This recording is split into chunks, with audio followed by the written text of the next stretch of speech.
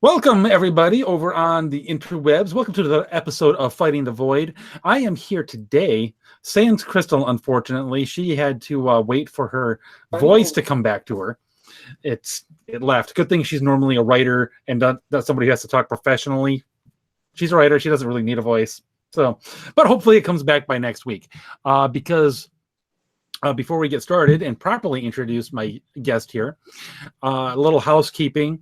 I'm going to be gone for a couple of weeks, but don't worry, we're still going to be here. By we, I mean Crystal, and we're going to have our good friend Red come in and help co-host the show so that we keep the ball rolling. And let's face it, Red's pretty dang entertaining. So if you're bored, don't know what else to do, or even if you do know what else to do, drop that and tune in next week to see Red and Crystal talk about whatever.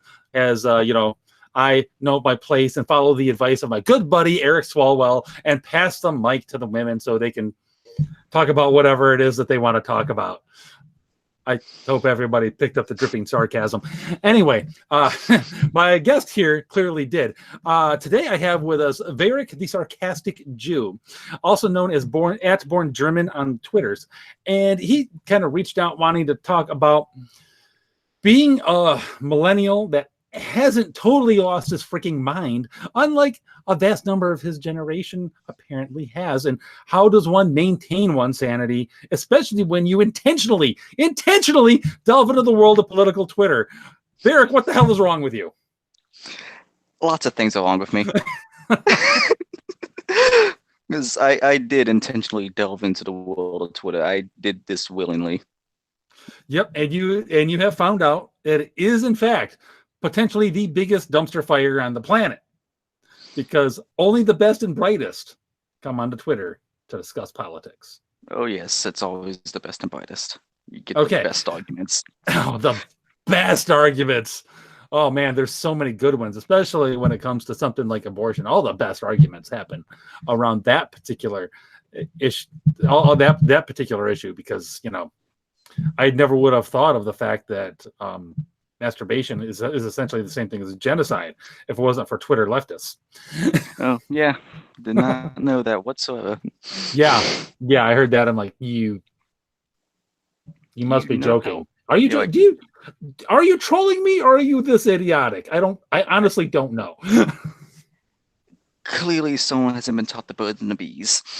Yes, or they're trolling. I want to be charitable. I think that maybe they're being sarcastic and thinking they're going to trip us up. Maybe. Anyway, back to let's define our terms a little bit. When we talk about millennial, what do we mean by millennial? What do you mean by millennial? Like from what I read from places like Pew Research, it's usually people born in the late 80s to kind of the turn of the millennium, 90s. The cutoff date I read, I think from Pew Research is 96, 97. Okay. So it's right near the turn of the millennium. Gotcha. Okay, so right before we clicked over and dodged that nasty Y2K bug, that's when it essentially turns over to Gen Z. And you just and you just barely meet that cutoff line. Yes. All right. If only I just need to wait one more year, and I probably could have skipped having this millennial term over my head. Well, fortunately, it's okay. We're accepting of all kinds here. This is a safe space. Yay, a safe space. And let's face it, your generation invented that term. So, yeah, I expect you to apologize on behalf of your generation and introducing adult coloring books into the world. I will profusely apologize for my generation. I am sorry. Although the coloring book thing, that might have been my generation. I don't know. That might have been the Gen Zs who decided the world needed that. Certainly we're the ones who decided to produce it and sell it. Yeah, that is true. And so for that, I apologize. Yeah, it's not all millennials' fault. There was some things that we didn't do. Well, as we were discussing, but we won't get there just yet. That's jumping ahead of ourselves. So okay, so you're a not insane, and I'll vouch for this. I'll definitely take your side on this. You are a not insane millennial because I've followed you on Twitter for a while and everything. And sure enough, Vareck is not a mind-boggling idiot. Okay, this is good. so, but what would you? I just tell cringy jokes. That's okay. That's okay. It's a lot. You're allowed to tell cringy jokes, even though presumably you're not a dad yet. But I can definitely say that cringy jokes are just fine. Being a dad and being, if I may say so, a master of the dad joke. So, what would you classify as an insane millennial? People who push for stuff like socialism. Okay. What else you got? People who strip naked in the streets to protest. Okay. Yeah. Now, see, that's full on crazy. Yeah. I love the modern millennial feminist who's like, I know how to own the patriarchy. I'm going to get naked and walk down the street. I'm pretty sure the patriarchy is whipping out their smartphones and taking pictures. You moron. Yeah. It's like, are you kidding me? Especially, well, I don't even know what her name was. I literally never heard of her. Some actress who did some nude photo thing to own the patriarchy. No, I don't mean Lena Dunham. I mean one that actually was, in fact, very attractive. I don't remember what his name. I don't remember what his name was. I saw the story on the Daily Wire, and the picture was circulating all the heck over Twitter for a couple of days, and then it, like everything else these days, it just disappeared. Yeah, the only one I can think of is that British lady who posted videos of her on Twitter completely in the nude. I don't even know about that one. It was like around that time when Trump was when Trump was heading over there. Oh, okay. That's a little more reason. This is like ancient history. This is at least 3 weeks old. Oh yeah, that's like a million years ago in Twitter time. Oh, I know. But people like that. It's like the sort of toxic males that you're always concerned with. You're doing them a favor, you dummy. Yeah. Like, why? I honestly don't get what makes anyone think that's a good idea. It may honestly be the clearest example of just how delusional they really are. Yeah, it's the amount of mental gymnastics required to justify just going out on the street to say, I'm going to protest people sexualizing the woman's body by showing everyone my body. Right. That will it doesn't make any sense whatsoever. That will definitely stop people from just viewing you as a sex object. Yeah, go with that. Yeah. So we've got socialism. We've got running naked through the streets. I'm presuming you've never, run naked down the streets yourself to own the matriarchy. No, not yet. It's on the bucket list, though, at some point. On the bucket list? All right. Like when I'm like 70 and senile, just... When you're 70 and senile. Well, I'll look for that on whatever the latest social media app is by the time you're 70, which that assumes I'm still alive. You'll probably just be a brain in a jar at that point. I may well be. So then again, who knows? Maybe we'll figure out the how to turn off the aging genes, and who knows? Maybe I'll live to 500. You never know. Yeah. Okay, so first of all, what on earth do you, looking at it kind of from the inside, what would you say is the cause of the millennial insanity? Thinking things like stripping naked and go to own the patriarchy or whatever is a good idea. Or you mentioned the seemingly at least sudden embrace of socialism, or the very strong acceptance apparently of the whole climate change agenda, and we're all going to die like in 10 years or something like that if we don't do something. What on earth, especially since we've been through all of this before, what on earth is causing this with this generation? I think it's a mixture of just like rebellion, like because the younger generation always rebels against the old generation. So it would seem, But yeah. but with the adaptation of like social media and stuff, it kind of amplified that to the point Okay. where instead of like the people starting to slowly come down to like a more reasonable level as they reach like the 30s and such, like almost start reaching their like 20s and 30s. Yeah. But with the advent of social media, it kind of just keeps going into like a never-ending snowball. Yeah. So essentially, social media just amplifies it. It amplifies the rebellion tendencies. But why rebel in the particular directions? Especially when a fairly cursory search of history, for example, will be like, oh, so that's what socialism does. I'm not sure why it's particularly went in this direction, but that's probably something you can like look into a bit more. Is like why yeah, the millennials specifically went the direction of socialism. right. Yeah, it's been a discussion with people at work. I used to discuss it a lot with one coworker. It was kind of on the older spectrum of millennials. He's in his 30s, and he was just talking about like why is so many people doing this? I mean, don't they know anything about the Soviet Union and all of that? I'm like, honestly, no, they don't. They don't know anything about it. To them, it's just a story. They're not old enough to remember it at all, and if they're not taught it, socialism goes back to, hey, it's just a theory that I read on paper somewhere, and I don't like the way certain things are now, so therefore let's try this, which just sounds fantastic. Yeah, when it comes to the Soviet Union, since the only thing anyone has ever taught about the Soviet Union is that they fought the Nazis in World War II, a lot of my generation has assumed that means they were the good guys. Okay, hold on. Like literally, that's like all you got about the Soviet Union in school.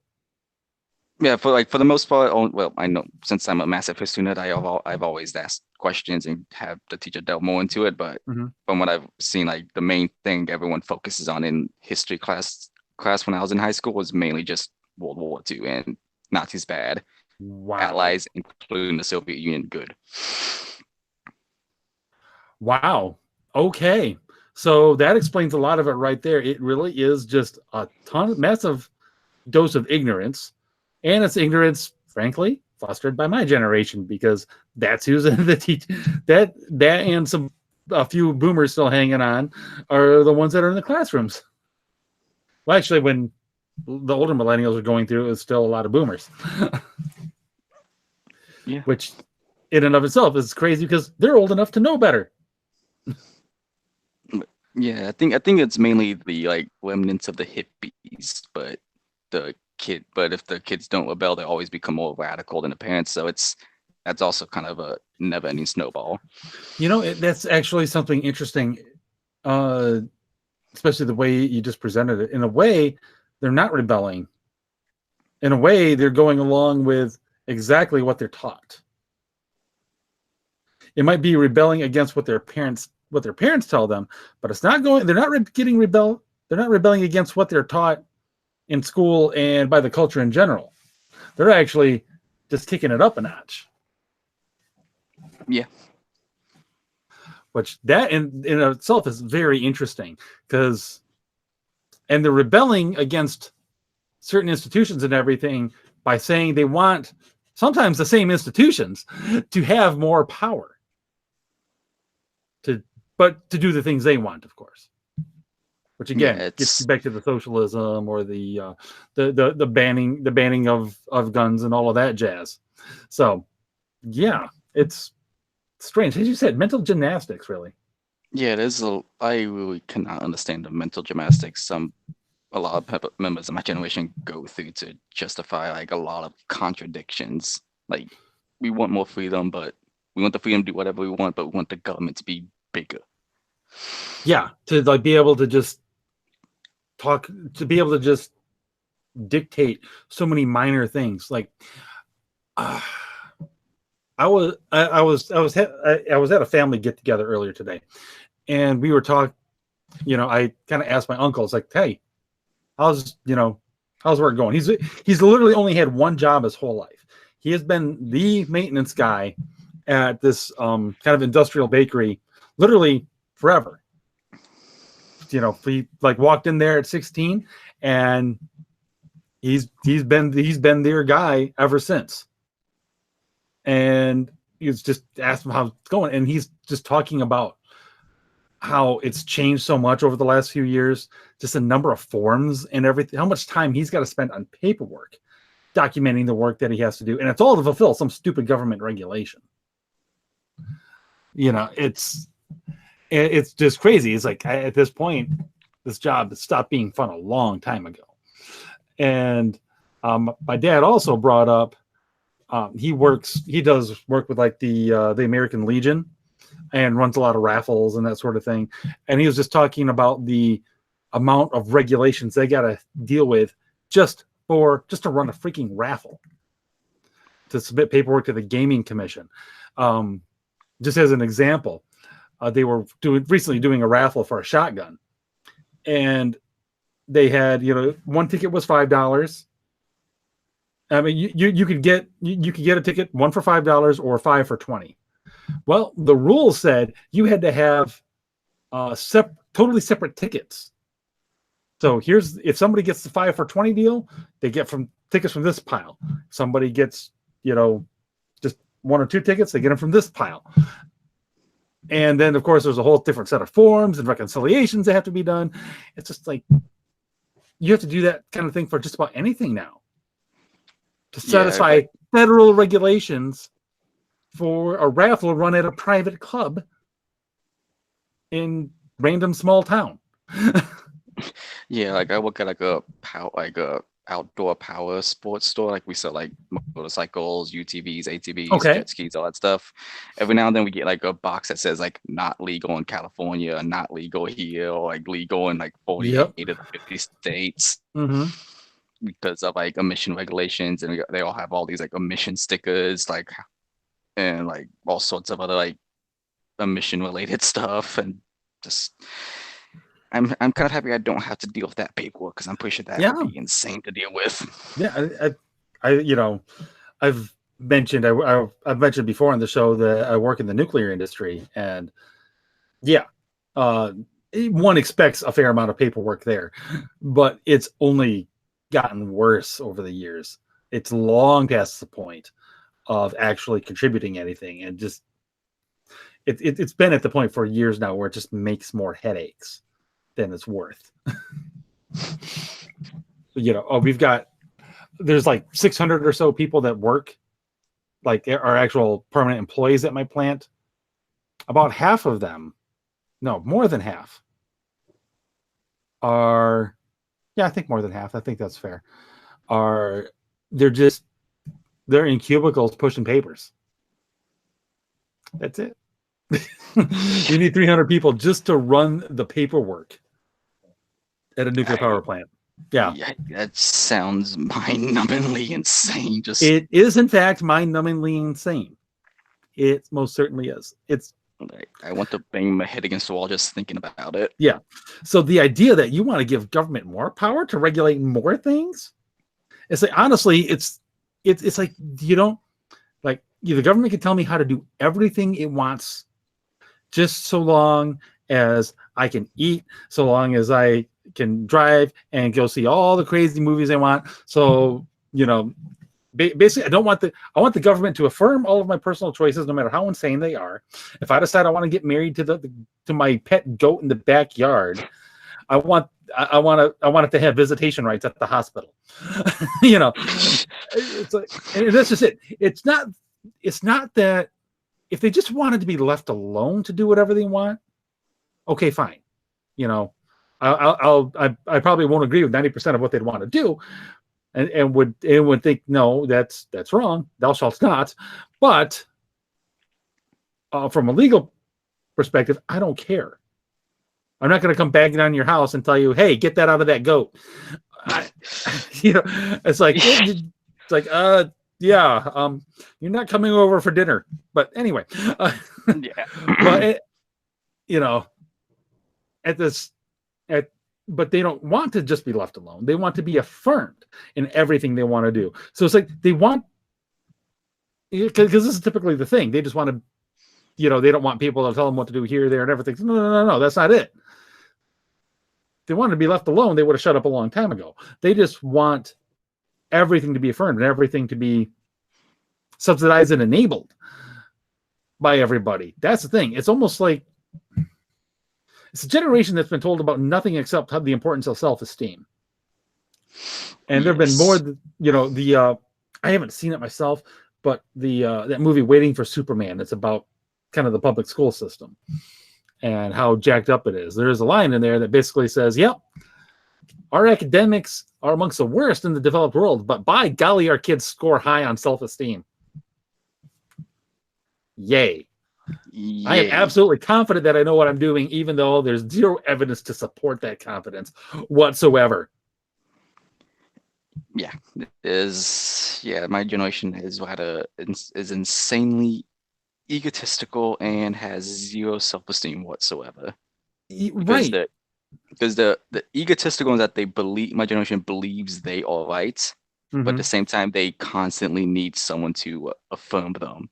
Someone to it is so. It's like someone to side with them, and if someone doesn't side with them on any issue, it's a personal attack.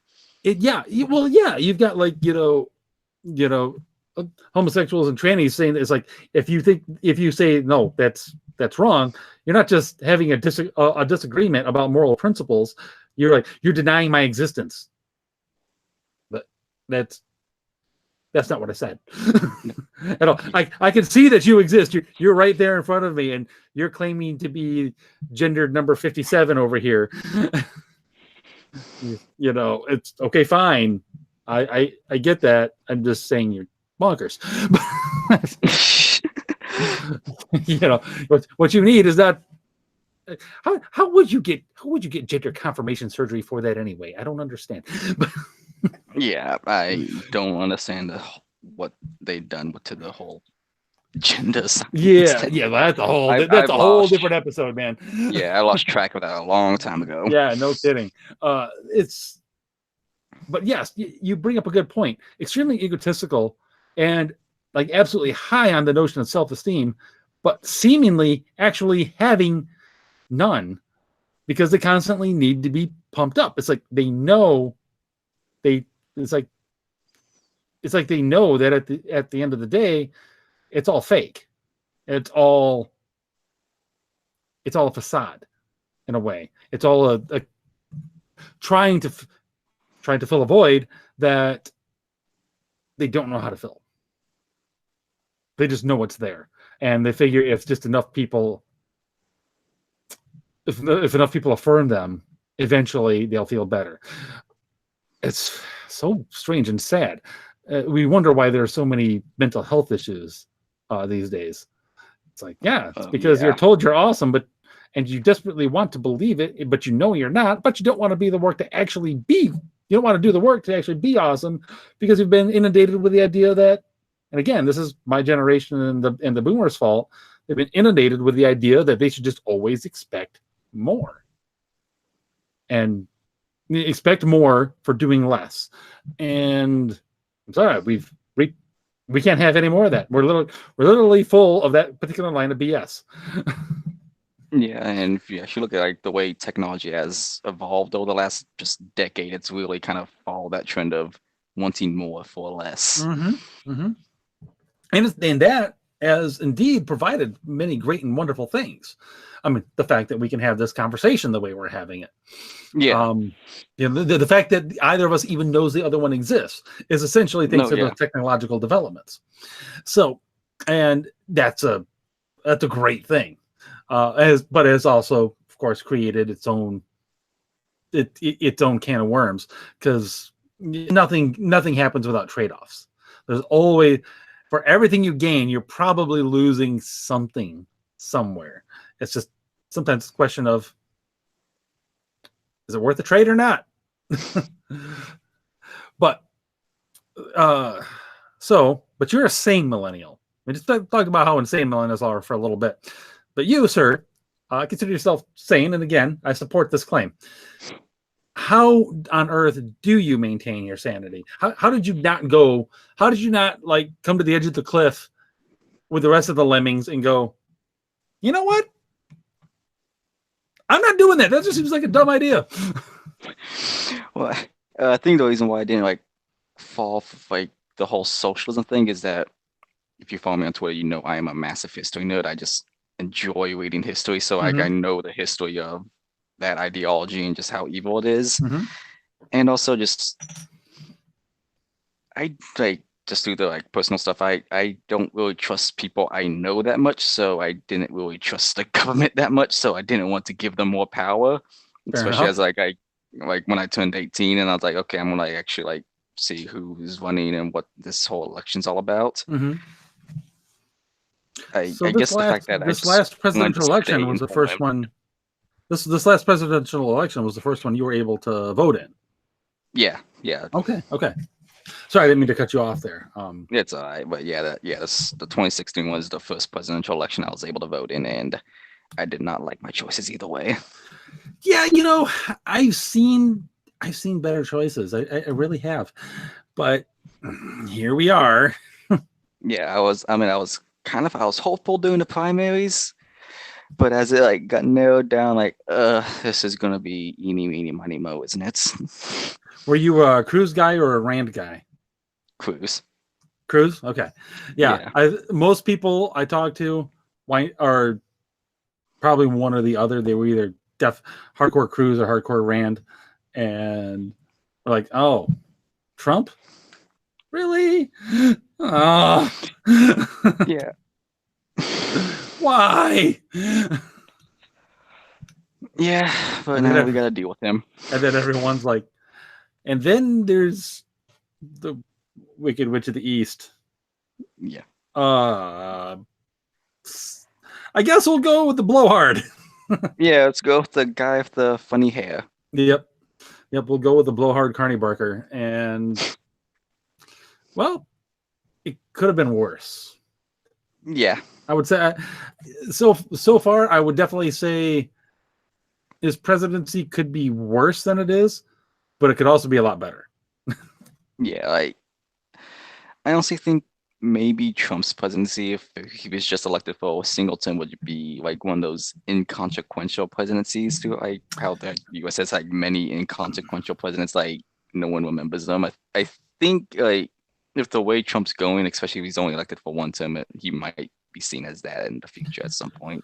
Yeah, I don't really see a lot of things happening other than because stuff on Twitter, but that would disappear.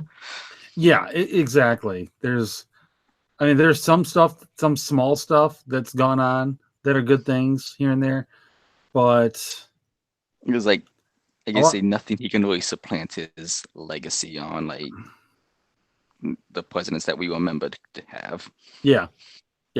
I don't think he's going to wind up. Unfortunately, I don't think he's going to wind up being like the nice gold standard everyone measures themselves against. You know, the way Reagan has been for such a long time.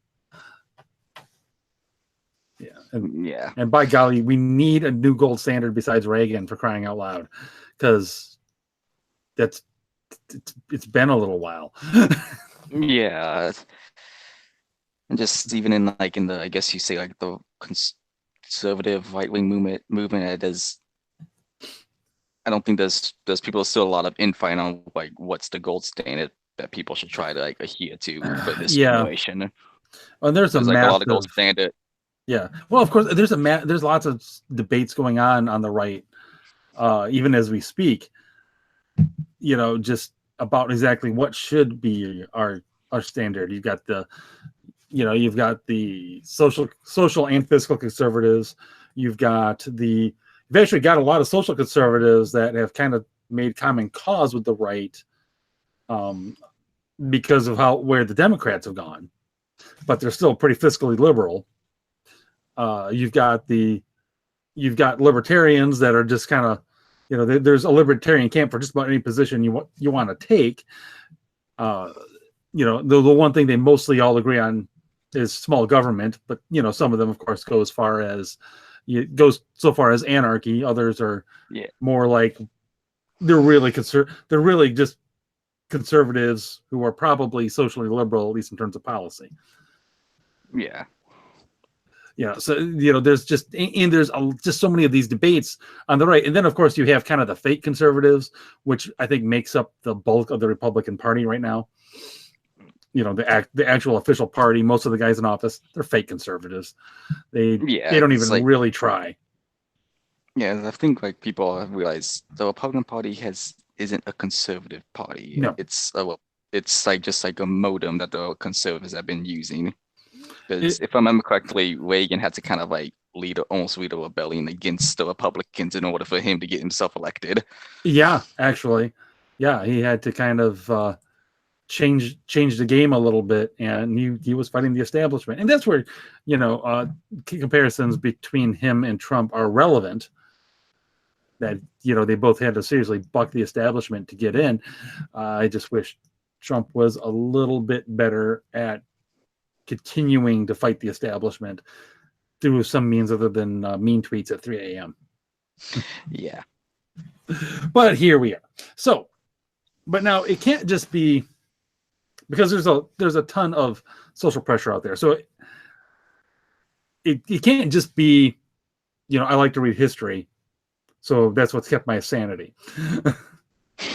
What else would you say has contributed to actually kept you from kind of falling off the rocker as a millennial?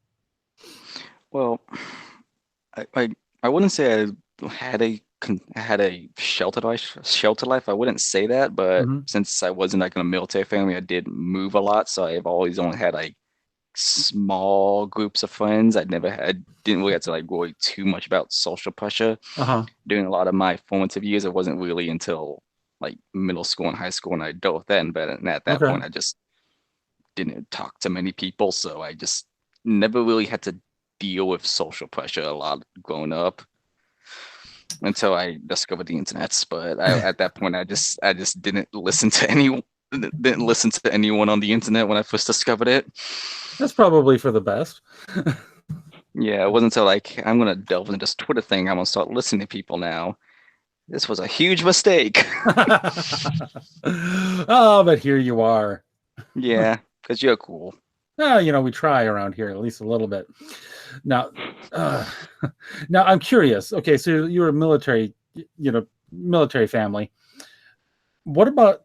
I assume you went to school with a lot of other military kids. Yeah. Okay.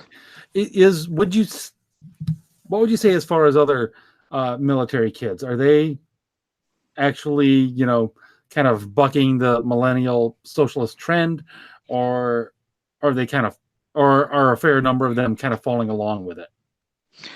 Like, from what I've seen, like military kids, they tend to go one or two paths. They kind of follow closely to the parents or go full anarchy. Okay, so it's either like, yeah, okay, I see why we do things in the way we do them, and it makes sense, or I hate it, screw you all, I'm doing everything the exact opposite. Okay. Yeah, like I've seen quite a few military kids become quasi conspiracy theorists, like full on 9/11 truthers and that sort of thing. I have run into one who was like a full on 9/11 truther, and it was always a joy to talk to him, and just kind of funny to see where he went. Right. It's like, I was pretty sure the aliens told Bush to knock down the World Trade Center because the Illuminati were building an anti-alien laser gun underneath it, and they had to be destroyed at any cost. Right? Yeah, works. Makes perfect sense. Yeah, I can spin me some conspiracy BS. Not that I don't mind getting a little conspiratorial every now and then, because it can be fun. Yeah, like it's like I think one thing like people is like it's not bad to ask questions, but there's a big difference between asking a question and putting on a tinfoil hat. Yes, exactly. Like, because like not everyone is out to get you. Yeah, exactly. Or leaping on the first crazy explanation you find just because it's different than the official story. Yeah. Like, sometimes the official story actually isn't BS. Yes. Sometimes it's right. Even if on occasion it's incomplete, that doesn't make it BS. Yeah. You know, like, of course, the whole, oh my gosh, there's no way that fire could have gotten hot enough to melt iron. It doesn't need to melt it. It just needs to get hot enough to make it bend. Especially like, with have you buildings that never big, especially in blacksmith work? Yes, even blacksmiths, they don't really melt iron for the most part. They just bend it. Exactly. It's like, geez, pull it up on YouTube. Yes, it's like there's like a million videos on how to do ironworks. Exactly. You just heat it up. I'm like, I could probably do it. I could probably do it myself. Go get a little handheld blowtorch, find a random piece of iron wrought iron fence or something. Heat that son of a bitch up. Obviously, I'm wearing the proper gloves, and just okay. See, didn't have to melt it. This little blowtorch got hot enough to bend it. Stop. But anyway, that sort of thing aside. So okay, so the military upbringing. So would you say? How would you say that kind of helped you? Kind of see and think a little bit more clearly than your generational brethren there. Well, let's see. I guess it gave me both like a respect and a suspicion to authority. Because one, because I was like as a young age, I was kind of like ingrained with like respects to like the military and just like authority in general. But at the same time, it also just kind of instilled like a healthy like just kind of like, why are they doing this? Like it's like questioning to authority to the point where I'm like I respect you, but I just gotta know why. Right, and that's completely reasonable to ask. Okay, so why are we doing this way now? Or sometimes I'm sure I don't know what is it that your parents did in the military, if you don't mind me asking. My dad was a tanker. Oh, sweet! He drove a tank. He was in an M1 Abrams tank, and he has told me Nice. both funny and terrifying stories of his time in the military. I am sure, and I'm sure there are also times when you knew that some order or something comes through that you didn't get the you weren't getting the whole story. Yeah, like I was gonna say, like one funny story my dad tells me is that one time when he was like in Germany, his driver lost control of the tank, ended up sliding, knocking the power line, cutting the power to an entire German village. Whoops. Yeah, my dad would go say like those dynamite. My dad would then say like he would think the Germans are thinking those darn Americans are playing them tanks again. Oh man. So is he still in? No, he's retired now. Oh, okay. That's doing the math there probably makes sense. Yeah. No, that's cool. He did his time in the military, and he's done with that for right now. He's done. Did he do like a full 20 or? Yeah, I believe he's in 20, 21 years, because like he's been in most of the modern Middle Eastern stuff. He's been like all over Europe. Wow. Like almost every state in the Union. So he's got a lot of stories he could tell, probably. Yeah. Honestly, if he was ever up for it, I'd love to actually have him on. And I would love to have him on too, but that's not really his thing. That's fine. Just throwing it out there because I bet you it would be pretty cool. Yeah. Because I was in the Navy for 6 years, but I don't really have any good stories really because I was in the Navy. You're in a boat. Yeah, exactly. You're on a boat in the middle of the ocean. I was on an aircraft carrier. I wasn't going to be in any serious danger, most likely, unless someone wanted to start World War III.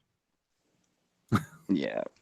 It's like if China got a little frisky, then maybe we have a problem. But otherwise, I don't think there'd be any terrorists or small tin pot dictator, they'd be crazy enough to come after an aircraft carrier. Because even if you're successful, which is going to be pretty hard, you're going to get flattened. Yeah. Your whole country is going to turn into a pile of rubble, because we will not take that lightly. Nope. No, we would not. No, it would be epic, that's for sure. Anyway.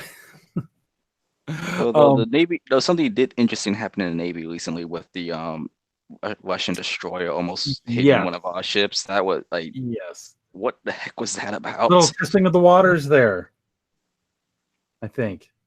Because like wasn't that like in like the South China Sea? I don't know where that was. I didn't really read the story. I just saw that there was a thing. Yeah, I just knew that. Like a Russian destroyer like almost rammed into one of our ships. And Okay. it was like, and I saw like I don't know if I ran, but just like they almost collided, because the video I saw, they were like maybe several yards away from each other. Like you can they could actually like wave to like see sailors on each other's ships. Oh gosh. Yeah, it was like could have been a massive disaster. Yeah. So I wonder, because if that was the South China Sea, that's scary, because China's claiming that. Yeah, so like several other countries. Well, yeah, but China's actually doing something to claim it. China's actually been building those man-made islands and putting weapons on them. Yeah. Yes, that's more than just saying we think that's ours. That's saying no, it's ours, and I dare you to try and claim it. Yeah, that's kind of how territory works. But yeah, right. So if they've got the Russians floating around in there doing, apparently, seeing what happens when they give us a poke. Let's just say that it starts to get my conspiratorial juices flowing. Yeah, it's a little crazy, but it is a lot crazy. I'm trying to be optimistic in saying that there were just drunk people on both ships. So I'm trying to be optimistic with that. Because the alternative is possible. Because the alternative is not fun to think about. No. So somebody was poking and trying to just see what would happen. That's what was going on there. The only question is why. Yeah. But then again, these sorts of pokings do happen from time to time, regardless. Yeah. Especially. I suspect the response is something that happens behind the scenes. Yeah. Don't do that again. You got me? Yeah, it's just something that, because I think poking us has just been Russia's thing ever since the Soviet Union fell, since they aren't a superpower anymore.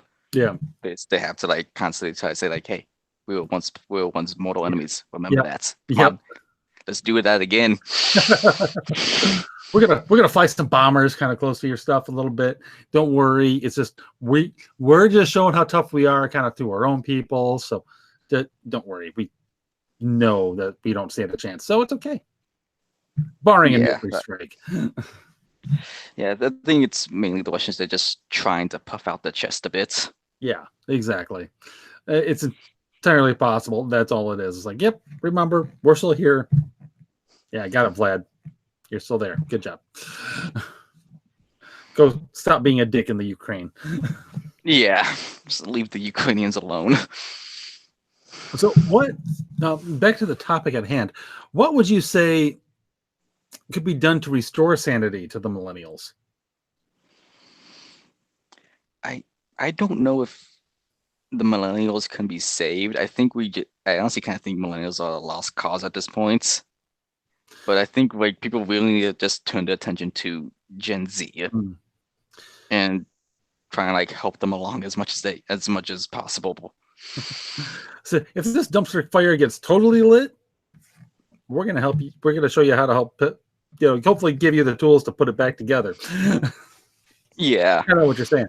Because the only thing is, leaving the millennials alone, not much longer. They're going to be in charge. Yeah, I know. That's why this is a tricky situation because Yeah, it is. it is because I do know that it's possible to have like millennials kind of like turn over and like realize that wait, this doesn't make sense, but it's few and far between. It is. It is. It doesn't seem to be a huge proportion of millennials, and if it is, it's always the younger ones. It's always those Yeah, that are in their mid-20s or younger that seem to be have their heads screwed on a little straighter. yeah. Yeah, that and yes, fortunately we've got Gen Z coming up, which has everyone to the right of Hillary Clinton knows is the most conservative generation for its age group that we've ever seen since we started paying attention to those things, which, let's face it, is essentially the boomers. So really not Yeah. that long. Our sample size is actually pretty friggin' small. But yeah, just being conservative, more conservative than millennials is a big step. Yeah, but also a low bar.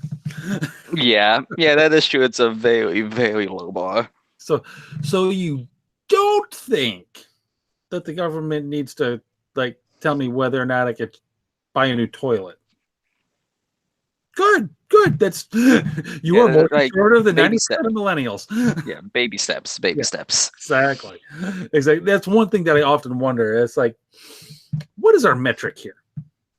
Because I do see a lot of Gen Zers and, like I said, younger millennials that do have their heads screwed on more straight. But I also know there's a lot that aren't. Yeah, yeah. There's a reason why there's a thing called young conservative Twitter and why everyone hates it. Yeah, young conservative Twitter is interesting. It's That's when you get that's when you get really into like, and I don't know, would you include the libertarians in that kind of block or no?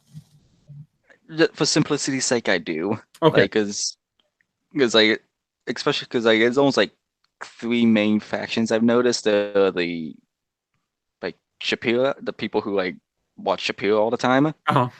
and take away the wrong lessons from him. Like they just think it's all about owning the libs. Like, Right. and I like Shapiro, but I like Shapiro, but there's a lot of people who like watch him but take away the long stuff from him. Mm-hmm. Yeah.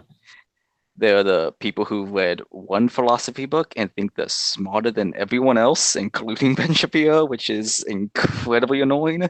Basically, the people who've read like Hayek. Yeah, like they've read like I read a Hayek book or a Bastiat, and I'm good to go. yeah, and then there are the libertarians, which are always their own interesting crowd. Always, yeah, they've read 2 or 3 books. Yeah, Depending on the kind of libertarian you're talking to, they either are still pretty like still patriotic Americans, just like we've gotten so dang far away from the Constitution, it's ridiculous, or weed. or Oh. they've read 2 books, one's Hayek and one's Howard Zinn. But from what I've seen, those are like the main, I guess, like factions, quote unquote, of young conservative Twitter, and they all hate each other. There is a lot of that, and as I mentioned, and as I mentioned, hinted at a little bit off air, some of the Twitter discussions following the last episode, it's like, oh, okay, there are just as many. Basically, the evangelical world is about as argumentative with each other, about as at each other's throats as the libertarians. I was like, wow. I was like, I know you guys could get feisty, but you're as bad as libertarians. It's like, okay, well, hey, here we are. Yeah. It's fine. It's fine. Because, if there's anything I do like, though, I do like that there are the discussions, that there are these fights over principles. I think so long as we can remember that everyone is still remember we're talking to people at the end of the day and not just abstractions, I think these debates can wind up being fruitful, because if you're treating it as a debate and not a I'm going to own you sort of thing, then you're sharpening each other's arguments. and maybe win Yeah. a few people over in the process. I don't know. But as they say, iron sharpens iron. And that means there's got to be some friction in there to do the sharpening. And so at the end of the day, I'm totally okay with that. If anything, I plan on having actually, and I hope he's still open to it after the crap that he got last time, is actually having him on to discuss some of those differences between the evangelical and Catholic world, because they are definitely there. Yeah. Yep. And that's fine. At the same time, hey, Yeah. there's also a lot in common. So, but now we're kind of wrapping up on time. We didn't even get a chance to talk too much about your Jewish faith, which it could be its whole own separate episode, actually. Yeah, because it has been a journey on how someone born in Germany to a Christian family Mhm. became Jewish. Yes, and I think that would be a very interesting story to delve into sometime in the future, because again, it's not a typical thing. That's for sure. That's Yeah. for certain. So Yeah. Judaism isn't really known for its converts. no, it isn't. And as Shapiro points out, it's like we don't really go searching for them, because this crap ain't easy. Yeah. It's like, yeah. It's like, if you want to come in, sure, but you wait out there for a while. Yeah, that was like when I started reaching out to my Jews I know. That's like what they also kind of told me. They did provide me resources, like with resources and stuff, but they was like kind of like, "Are you sure about this?" Honestly, that's sort of the approach I take. I take a similar approach when it comes to talk to people about Catholicism. It's like, look, this crap ain't easy. And yeah, do I think everyone should be? Yeah, absolutely. But you should also really know what you're getting into. Yeah. Make sure you know what you're getting into before you sign on the dotted line. I mean, I also am a convert, so I spent a lot of time reading and everything and arguing long before I signed on the dotted line, because I wanted to know what I was getting into. And Yeah. I strongly recommend that to anybody looking at anything. Don't take the first different perspective that comes along. Just because it's different than the perspective or the information or whatever it is that you have right now or what you've been taught, doesn't make it right. Make sure you explore it. Like you said, you read a lot of history. Spend the time reading, spend the time discussing before you jettison whatever it was you were told, and before you run into something new, regardless of what it is. I don't care what it is. Yeah. Whether it's your view, it could often be your view of history. It could be your view of a particular scientific theory or accomplishment. It could be religion, it could be philosophy, it could be this is really how cars work. Anything like that. Because I think if there's anything that I've seen that annoys the ever living crap out of me, it's the notion that just because it's different than I've been told, it's right. And the idea that, and this is that critical thinking amounts to nothing more than looking at whatever your parents and grandparents taught you and kicking it to the curb. Yeah, and I think that's like one of the major things that millennials at large have done is that, hey, this is different than what I was told, so I'm gonna follow it. Yep, exactly. And I've seen that happen with people that I know. There's a friend of mine that I kind of use as example a lot, and he used to be like diehard non-denom evangelical Christian, and then there were a number of factors, but one of them was he discovered that, oh gosh, even on the church council or whatever, there's jerks there. It's like, yeah, no kidding, dude. So then he's, so that kind of started a whole process where he's like, well, nope, that's this thing that I used to believe is wrong. This is wrong. This is wrong. This is wrong. And now he worships Thor. He went from that to atheism, to like hardcore militant atheist, to now like Norse pagan. I'm like, Huh. Okay. Okay, that is an interesting timeline. It is, and I've talked to him a little bit about it, but it's just kind of like you see these total flips and flops in different directions, and a lot of it comes from just, oh, this is different than what I've heard, and you kind of latch onto it. It's interesting to say the least, and you get the same sort of thing with people who go, oh well, I grew up in a country with a capitalist economy. Now we hear about socialism. That must be the best thing ever. Yeah, It's different, so it must be good. Yep. Or you get like the for crying out loud, the fact that they're flat earthers. Are you joking? The fact that they still, honestly, I am actually grateful they exist because they bring some brevity to Twitter. It's always hilarious when I run into one in the wild on Twitter. One in the wild, I like it. It's like, wait, you're real? Oh my God, you must be preserved. I was like, I feel like I should take a picture and mark this occasion. You're not a bot. Yes, because it's always just so amazing when you run into a flat earther. I've never gotten into discussion with one at all, thank goodness. But it's got to be entertaining. But and there's others like the moon landing didn't happen. You hear a couple of random facts that seem shady at first, and it's like, oh. So you go down that rabbit hole, and if you never actually look at a counter argument and just steep yourself in what these guys are saying, then yeah, it starts to seem rational.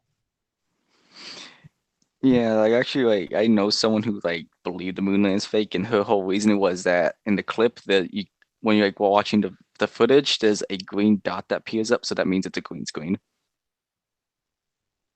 Wow, solid logic there. Yeah, and I'm not positive, but I'm pretty sure the green screen was invented after the moon landing. Right. Well, that's what they want you to think. Yeah, that's what they want me to think. I've heard other things like the way the shadows are on the rocks, or the it's like the flag looks like it's blowing in the wind. There's no wind on the moon. I'm like, yeah, it's molded, you dummy. Yeah, and also it's proven that even in a vacuum, if it's moving, it's going to move. And when getting it set up, it was moving, so it's going to kind of constantly move. Well, yeah, obviously there's nothing to stop it. So there is no gravity at play. Someone actually told me that gravity isn't, that there is no gravity on the moon. Wait, what now?